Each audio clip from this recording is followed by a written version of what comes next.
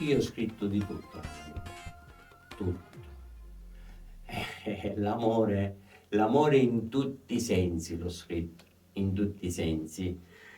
E ho scritto anche dei brani sociali per delle persone che magari in quel momento stavano attraversando delle cose brutte, perché io ho sempre detto che nella mia vita, secondo me, alle persone si deve sempre dare una seconda possibilità.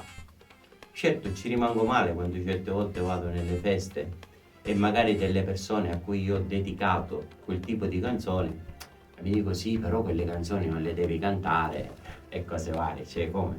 Prima io le ho dedicate, adesso quasi quasi non le dovrei nemmeno cantare. No, io ho scritto di tutto, ho scritto d'amore, non ho mai detto ah, io canto solo l'amore, no, no, no. Io sono stato un messaggero delle persone perché molte storie me le hanno raccontate. Quindi ho raccontato semplicemente i pensieri delle persone che li trasmettevano a me e ho fatto delle canzoni, quindi io non rinnego nulla.